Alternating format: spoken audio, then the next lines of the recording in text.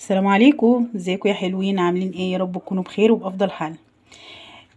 نسمي الله ونصلي على الرسول قبل اي حاجه، وننزل نحط كده لايك للفيديو. وبشكر كل فانزاتي من كل البلاد على تعليقاتهم الحلوه ولايكاتهم الجميله، وبحبكم قوي قوي في الله.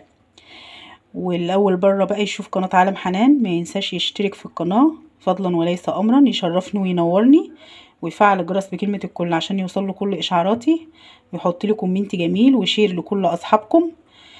يبقى جزاك الله خيرا. النهارده هنعمل الكب كيك، بس في الاوراق الكوبايات، سهل وبسيط. وبالبرتقال بقى الطبيعي كده الفريش. ونودع بقى من الكيكات عشان رمضان داخل علينا وكده، وكل سنه وانتم طيبين. ونشوف بقى ايه المقادير مع بعض. عندنا هنا كوبايتين دقيق منخولين مرتين 3 زي ما انتم عايزين، كيس كيك شيف، معلقه كبيره نشا، رشة ملح يعني ذرة كده بين صوابعكم. دي كوباية سكر ابيض او اي سكر عندكم. الكوباية دي اللي عايرت بيها الدقيق واللي هعاير بيها بقية المكونات. يبقى كوباية سكر بنفس الكوباية اللي هتعايروا بيها المواد كلها تبقى بنفس الكوباية. كوباية عصير برتقان فريش مصفيينه، معلقة كبيرة بشر برتقان. ومعانا هنا كده نص برتقانة كده قطعتها مثلثات صغيرة للتزيين، ومعلقة صغيرة خل. وهنعملها النهاردة اقتصادية من غير بيض ولا اي حاجة. وعندنا نص كوباية زيت هناخدها الوقت مع بعض. هنشوف بقى هنعمل ايه مع بعض، ولا هنحتاج خلاط ولا اي حاجة. يلا بينا بقى، حط لايك للفيديو وتعالي ايه نعملها سوا. بقى هنحط اول حاجة كوباية عصير برتقان خطوة بخطوة وهي حلوين. كوباية السكر كله على بعضه كده. هنحط نص كوباية الزيت. يبقى حطينا حبايبي كوباية عصير برتقان، كوباية سكر، نص كوباية زيت، كله بنفس الكوباية اللي هتعايروا بيها الدقيق وكل السوائل. هنقوم حاطين مع بعض بقى معلقة كبيرة بشر برتقان. طبعا نبشرها بالمبشرة من الجنب اللي ما ياخدش يعني ما نحطش اهو معلقة كبيرة بشر برتقان. بس انا هسيب حبة كده ايه للتزيين برضو، يعني ما فيش رشة كده هسيبها للتزيين حبايبي. دي بس سبتها عشان ازين بها الكيك كده. هضربها بقى بالمضرب. عندكم مضرب سلك عادي ماشي، عايزين تحطوها في الخلاط ماشي، بمعلقه كده تكون يعني ماسكه نفسها ماشي، بس انا هضربها بالمضرب الكهرباء وهجيلكوا بعد ما اضربها عشان الصوت. ضربتها بقى يا حلوين كده بالمضرب لحد السكر ما داب. هي ما فيهاش بيض ولا حاجه، عاملينها اقتصاديه من غير بيض. لايك بقى للفيديو عشان ايه قناتي تكبر بيكم ومعاكم. هنعمل ايه بقى؟ عندنا هنا قلنا مع بعض نذكر بعض كوبايتين دقيق منخولين بنفس الكوبايه، كيس بودر كيك شيف او اي نوع يعني تحبوه، بس انا بفضل النوع ده. هنجيلكوا بقى بالمعلقه دي سر بقى الكيكه وهتظبط معاكم قوي. معلقه نشا كبيره ممسوحه مش مليانه قوي، دي بقى هتخليها في حته تانية وهميه. وهنا البودر هنحط بس ذره ملح، طبعا ذره ملح يعني مش كتير اهي. شوفوا حبايبي ذره كده بين ايديكم كده اهو، يعني رشه او بذره ملح على حسب لغتكم بقى يا حلوين. هنقلب بقى المواد الجافه كده مع بعض. يبقى احنا خلطنا المكونات كلها اللي جافه مع بعض. كوبايتين الدقيق، معلقه كبيره ممسوحه نشا، رشه ملح، باكو بيكنج باودر. هننزل بالمواد ايه السايله. شوفوا لون البرتقال تحفه. ونقلب بقى بالمضرب السلك.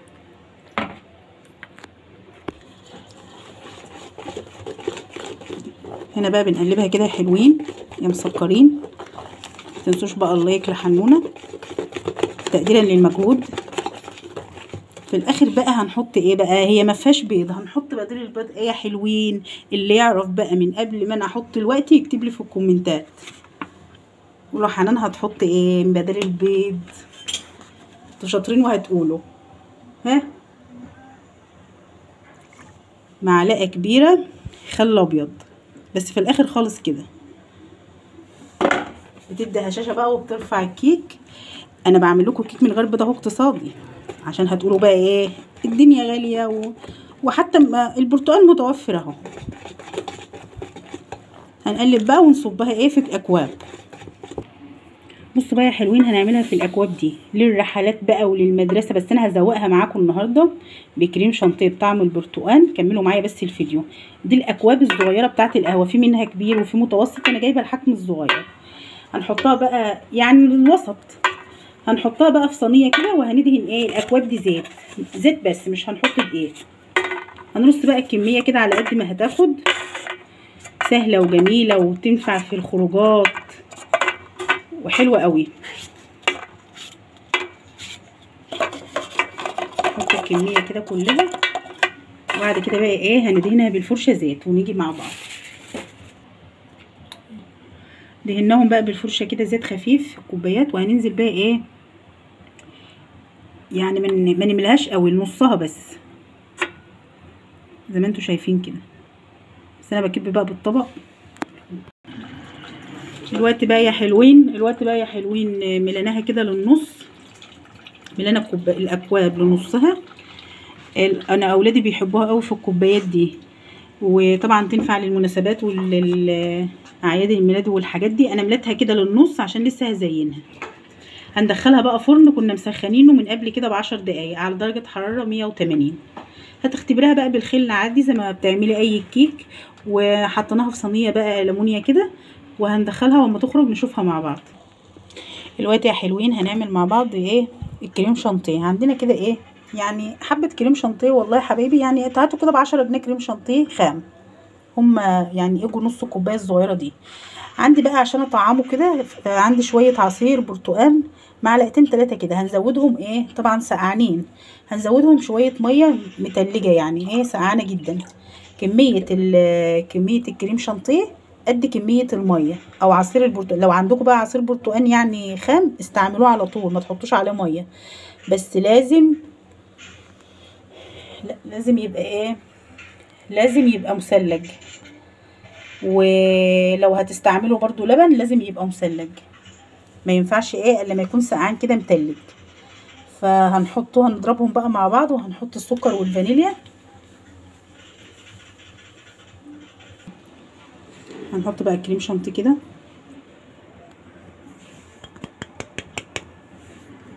وعصير البرتقال على الميه المتلجه.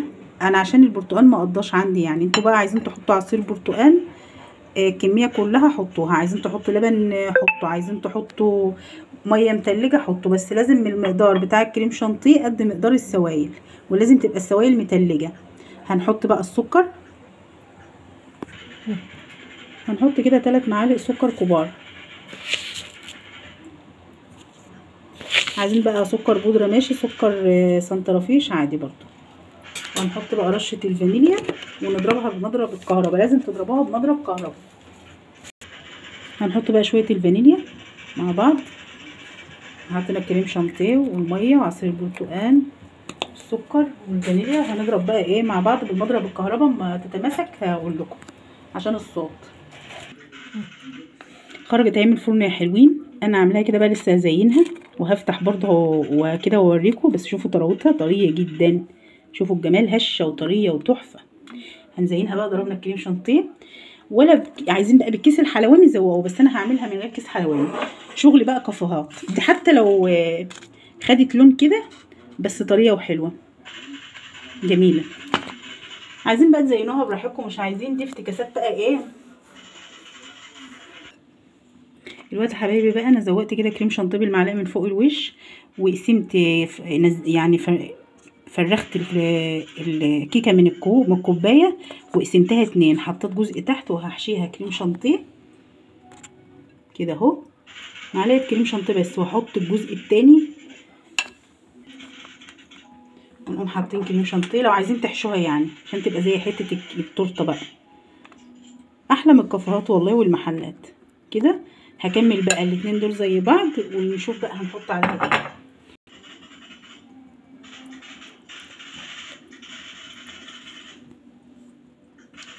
هنزين بقى كده بقطع البرتقال،